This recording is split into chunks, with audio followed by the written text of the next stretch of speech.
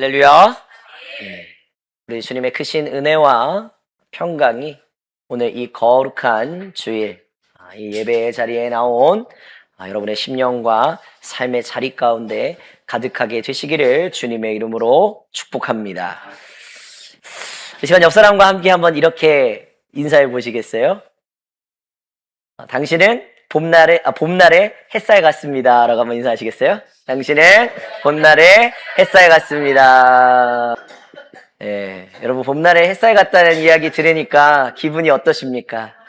좋죠. 여러분 우리 모두, 저와 여러분 모두 한 사람 한 사람 다 봄날의 햇살인 줄로 믿습니다. 왜냐하면 그 봄날의 햇살 같으신 예수님이 우리의 마음 가운데 있기 때문입니다. 내가 봄날의 햇살 같아서가 아니라 내 안에 계신 예수님이 봄날의 햇살이기 때문에 나도 봄날의 햇살 같은 삶을 살아내야 되고, 또 그렇게 다른 사람에게도 봄날의 햇살 같은 존재로 따스함을 전해줄 수 있는 하나님의 귀한 도구로 우리가 살아가야 될 줄로 믿습니다. 무엇보다도 이 봄날을 맞은 우리 모두, 우리 영혼 가운데 복음이 가져다 주는 생명의 봄꽃이 활짝 피어나게 되기를 소망합니다. 우리는 예수 그리스도의 고난과 십자가를 깊이 묵상하는 사순절의 여정을 지나고 있습니다. 3월 한 달 동안 우리가 십자가의 길, 생명의 길이라는 주제를 가지고 함께 말씀을 나누고 있는데 오늘 세 번째 시간입니다. 목회자로서 우리 성도님들의 삶을 곁에서 지켜보면 참으로 마음이 짠하고, 또 이야기를 나누다 보면 눈시울이 붉어질 때가 있습니다. 또 그리고 감동을 받을 때도 있어요. 우리 왜 성도님들은 나름대로 성실하신 성도님들인 줄로 믿습니다.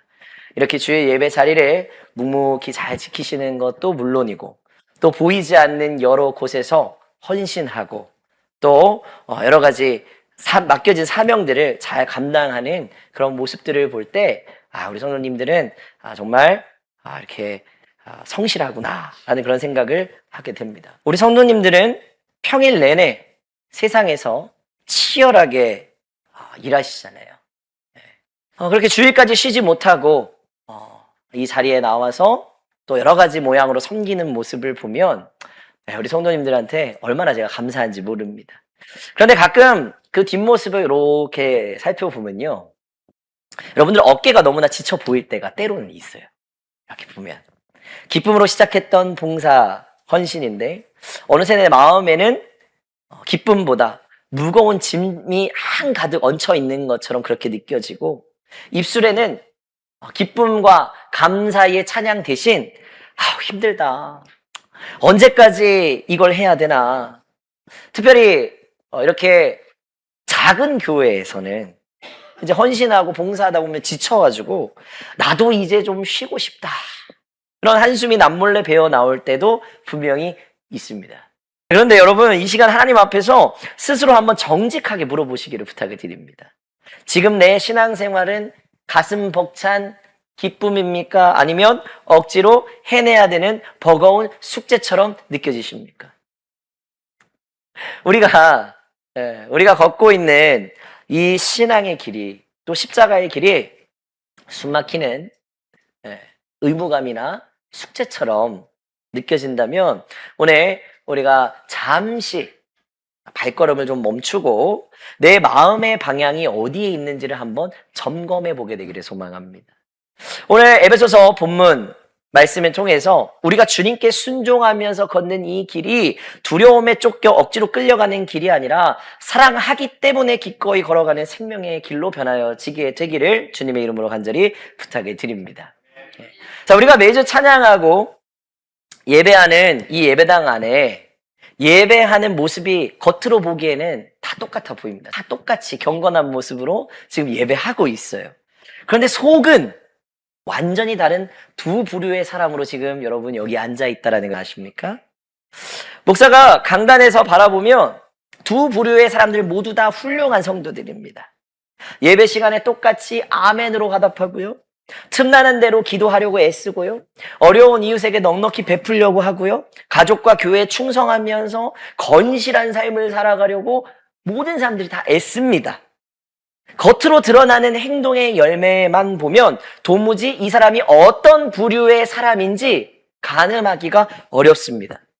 그러나 하나님은 사람의 중심을 보시는 하나님이시라고 했습니다. 마음속 동기가 무엇인지를 하나님은 정확히 아신다는 거예요. 그래서 우리의 마음속 동기는 사실 겉모습은 똑같더라도 사람마다 다른데 크게 그 동기를, 마음속 동기를 두 부류로 나눌 수가 있는 거예요. 그럼 이 두 부류는 어떤 사람이냐? 이 두 가지 부류 때문에, 그 동기의 차이 때문에 두 부류의 사람들의 영적인 정체성도 완전히 딴판이 되어버리는 겁니다. 바로 신앙의 출발점에 대한 생각으로 판가름 나는 거예요. 첫 번째 부류는요, 바로 종교의 원리로 살아가는 사람들이 있습니다. 이런 사람들을 도덕주의자라고 말할 수 있을 것 같아요. 이 사람들의 마음속 원리는 이거예요. 나는 순종한다. 그러니 하나님이 나를 받아주신다라고 이야기합니다. 예를 들면 이런 거예요.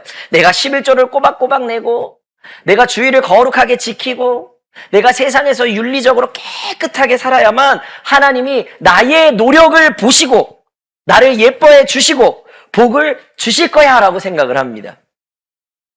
이것의 기본 마음은 뭐냐면요, 하나님이 아니라 나에게 달려있는 거예요. 철저하게 내가 쌓아 올린 공로가 기준이 되는 거예요. 내가 잘해야만 복을 받는다, 내가 잘해야만 하나님이 나를 받아주신다라고 하니까 내가 기준이 되는 겁니다. 내가 얼마나 열심히 했느냐가 기준이 되는 거예요. 여러분들이 신앙생활을 열심히 하는 가장 큰 동기가 무엇입니까? 이런 사람들은 어떤 동기가 크냐? 사랑이 아니라 두려움의 동기가 큰 거예요. 내가 만약 순종하지 않고 하나님이 나에게 주신 거룩한 기준을 내가 지키지 않으면 내가 이 생에서 또 내가 내 생에서 하나님이 나에게 주신 은혜를 모두 다 잃어버리고 화를 당할 거라고, 하나님이 나에게 징벌을 주실 거라고, 나에게 징계를 주실 거라고 생각을 합니다. 그래서 이런 동기를 가지고 있는 사람들은 버림받을까봐 두려워서 마지못해 억지로 십자가를 지고 하나님 나에게 맡겨주신 사명을 율법처럼 생각해서 율법의 짐으로 생각해서 그것을 끌고 가는 사람들이 바로 도덕주의자, 종교적 원리로 살아가는 사람, 종교적 원리로 신앙생활을 하는 사람들의 모습이라는 거예요. 자, 그럼 두 번째 부류는 어떤 사람들이냐? 복음의 원리로 살아가는 사람들이에요. 이 사람들이 참된 그리스도인이라는 것입니다. 이 사람들의 마음속의 원리는 첫 번째 부류, 종교적 원리로 살아가는 사람, 도덕주의자들과는 완전히 반대예요. 반대로 생각을 해야 되는 거예요. 그리스도가 하신 일을 통해 하나님이 날 받아주셨다. 그러니 내가 순종한다. 그러니 나는 순종한다. 그러니까 순종하는 이유가 있는 거예요. 그냥 먼저 순종하는 게 아니라 순종하는 이유가 있기 때문에 순종한다는 거죠. 내가 내 힘으로 하나님께 합격점을 받은 게 아니에요. 나는 자격이 없지만 예수님의 십자가 공로 때문에 내가 아무 조건 없이 이미 완벽하게 받아들여졌다라는 이 가슴 벅찬 사실을 아는 사람들이 바로 복음의 원리로 살아가는 사람들입니다. 복음의 원리로 살아가는 사람, 참된 그리스도인들이 헌신하는 동기는 명확합니다. 그건 두려움이 아니에요.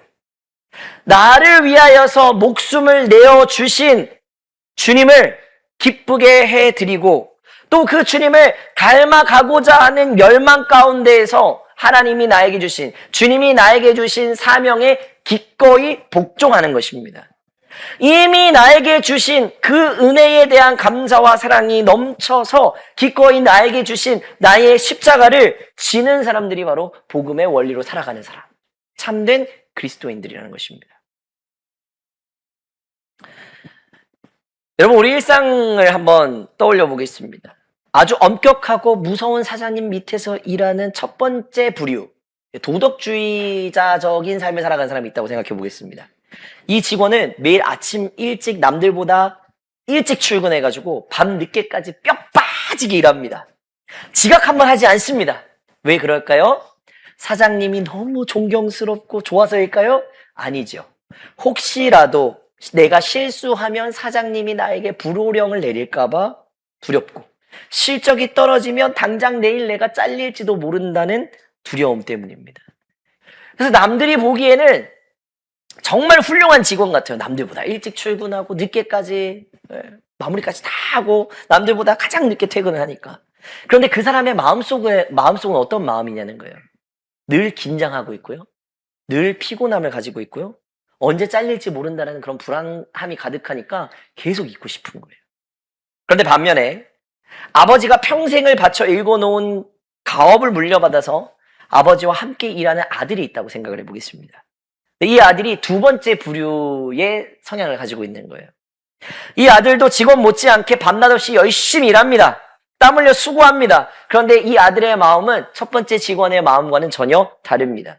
아들은 내일 해고당할까봐 두려워할 이유가 있습니까? 없습니까? 없죠. 아버지가 사장인데 아들을 자르겠어요?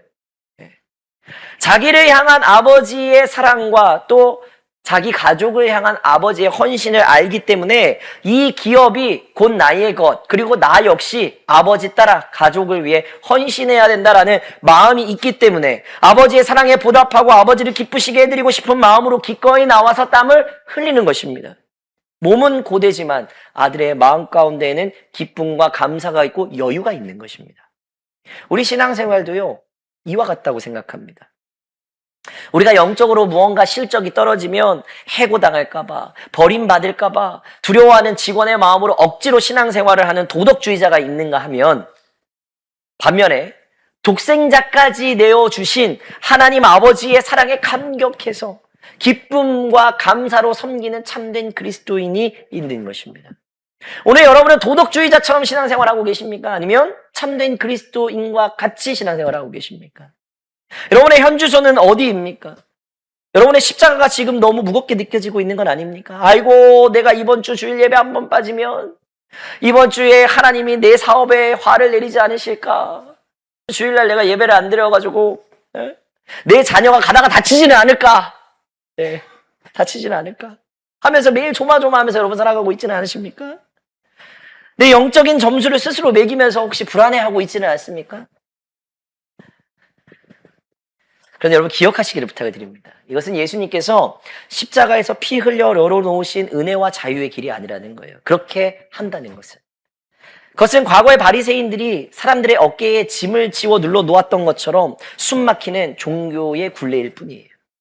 의무감과 두려움으로 하는 모든 행동은 결국 하나님과 우리의 관계를 차갑고 딱딱하게 만들어 버려요. 자꾸 계산적인 관계로 만드는 거예요. 하나님과 나의 관계를. 여러분 부부 사이를 한번 생각해 보겠습니다. 결혼기념일이 다가옵니다. 남편이 퇴근길에 백화점에 들려가지고 아주 비싼 꽃다발과 선물을 사들고 들어와요. 자, 우리 아내분들 갑자기 남편이 결혼기념일인데 꽃다발 큰 거랑 막 선물 엄청 비싼 명품을 들고 가지고 왔어요. 여러분 어떻게 대답하실 거예요? 돈이 어디서 나가지고 이거 사갖고 가냐 이러시겠어요? 여보 웬 선물이야 너무 고마워 그러겠죠. 근데 그때 남편이 무표정한 얼굴로 내가 오늘 이거 안 사오면 여보가 화내고 바가지 긁고 나한테 한 달 내내 아침밥도 안 차려줄까봐 내가 두려워가지고 억지로 사왔어. 기분이 어떻겠어요? 나쁘죠. 아무리 선물이 비싸고 화려하고 큰 걸 갖다 줘도요, 이런 말을 듣는 순간 아내의 마음은 기분 나쁜 거예요. 무너져 내리는 거예요. 자, 이것은 사랑이 아니라 비참함일 수도 있어요.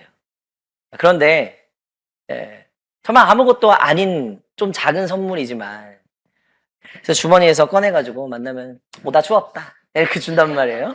근데 그 안에 무슨 마음이 담겨져 있는지 아니까 이제 웃는 거예요.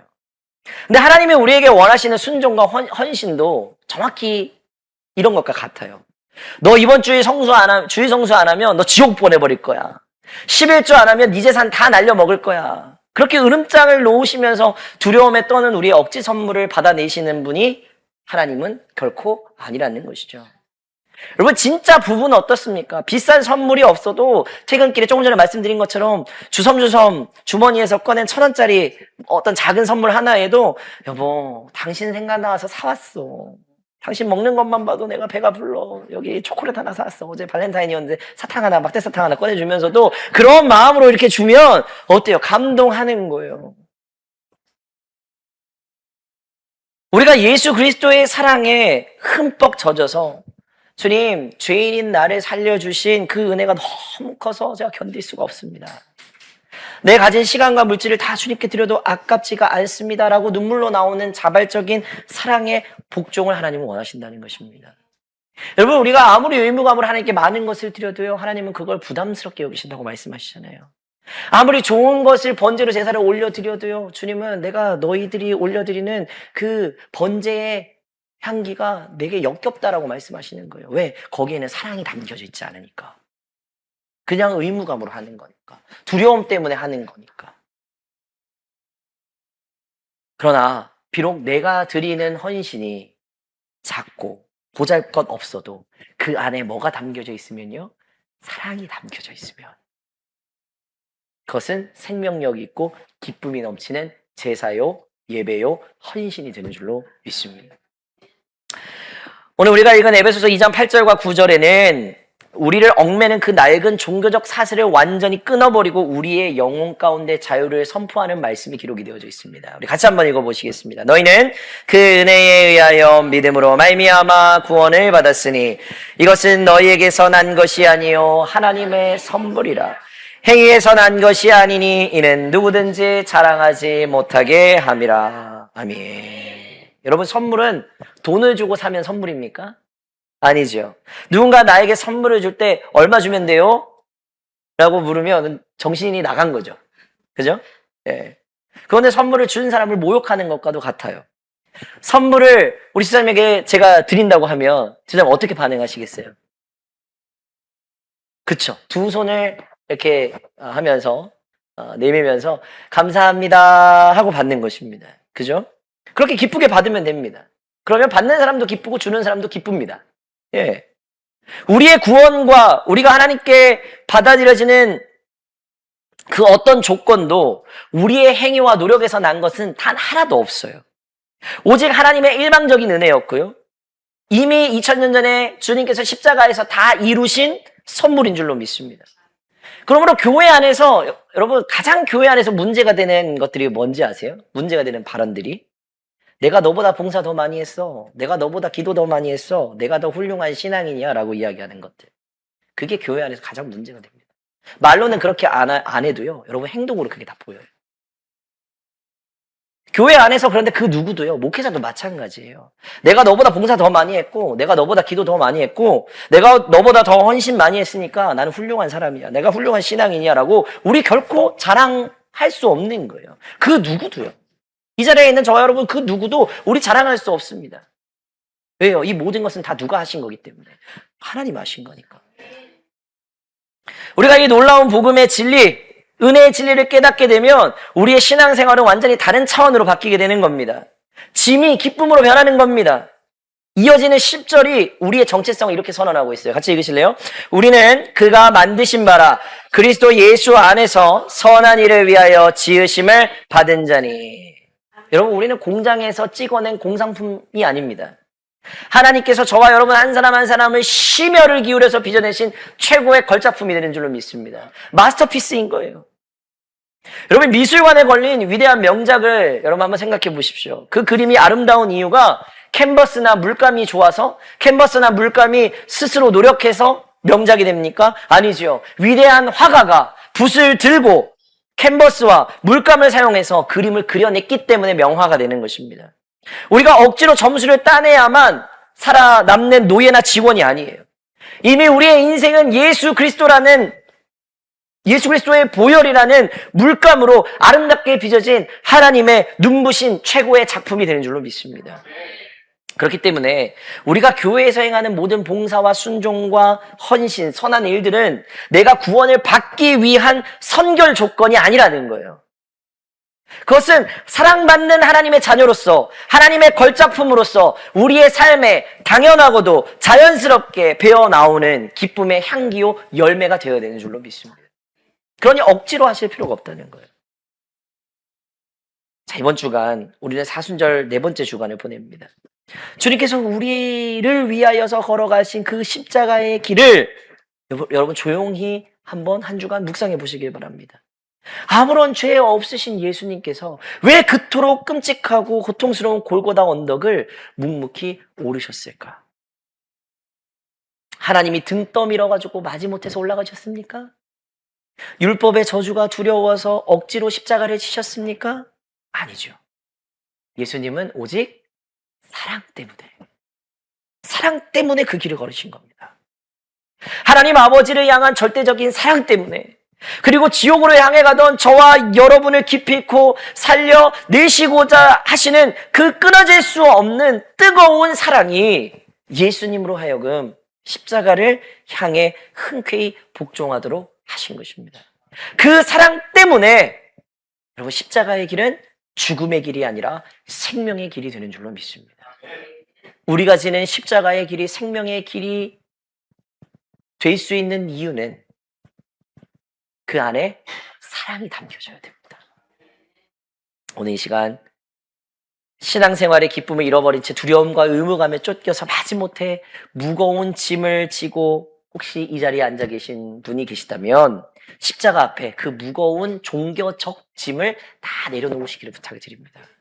내가 무언가를 완벽하게 잘 해내야만, 내가 무언가를 많이 하나님께 해야만 하나님이 나를 예뻐해 주실 거야 라는, 여러분, 사탄의 거짓 속임수거든요. 그 사탄의 거짓된 속삭임을 여러분 예수 그리스도의 이름으로 단호히 거절하시기를 부탁을 드립니다. 여러분, 이미 우리는 합격했습니다. 내가 잘나고 내가 잘하고 내가 무언가 많이 헌신하고 봉사하고 기도 많이 하고 예배 많이 해서가 아니고요. 이미 예수님께서 그 모든 것들을 담당하셨기 때문에. 여러분, 나는 아무리 노력해도 1점이 되지를 않아요. 나는 아무리 해도 하나님 앞에서 0점밖에 안 됩니다. 그러나 내가 합격한 이유는 무엇이죠? 100점이신 예수님이 나와 함께하고 계시기 때문에, 내 속에 함께하고 계시기 때문에 나는 하나님 앞에 합격된 겁니다. 예수 그리스도의 십자가 안에서 이미 완벽하고 차고 넘치는 사랑을 받았기 때문에 우리는 합격한 것입니다. 그러면 이제 이 예배의 문을 나서는 우리의 발걸음은 어떻게 달라져야 될까요? 벌 받을까봐 두려워서 억지로 하지 마시길 부탁을 드립니다. 사람들의 눈치가 보여서 마지못해 헌신하지 마시길 바랍니다. 오직 나를 살리신 십자가의 그 길, 그 은혜를 매일 묵상하시기를 부탁을 드립니다. 그리고 그 은혜에 대한 감격이 나의 영혼 깊은 곳에서부터 차고 넘쳐 흐를 때 비로소 기쁨과 감사로 주님을 섬길 수가 있게 되는 것입니다. 여러분, 조금 쉬어가도 괜찮습니다. 하나님은 여러분의 일을 얼마나 잘하는가 그 솜씨를 보시는 게 아니고요, 투박하고 좀 못하고 부족하더라도 그 안에 얼마나 하나님을 향한 사랑을 담고 있느냐로 하나님은 그것을 판단하신다는 거예요. 하나님 그런 사랑을 고백하기를 원하신다는 것입니다. 이 사순절 기간 우리 모든 성도님들이 두려움에 쫓겨 짐을 지는 종교인으로서 살아가는 삶이 아니라 나를 사랑하여 주셔서 자기 몸을 버리신 주님을 위하여서 나도 우리 주님을 사랑하기 때문에 흔쾌히 십자가를 지는 참된 복음의 사람으로 새롭게 빚어지는 이 한 주간의 삶이 되어지기를 소망합니다. 억지 순종이 아니라 기쁨과 사랑의 복종으로 하나님 예비해 두신 생명의 길을 당당하게 걸어갈 수 있는 저와 여러분 모두가 되시기를 주님의 이름으로 간절히 축원합니다. 주가 주신 길을 함께 걷네, 주 안에서 하나 되어 예배하며 섬기며 사랑으로 세상을 품네. 새로운 교회 주의 교회, 주 뜻 따라 세워가리.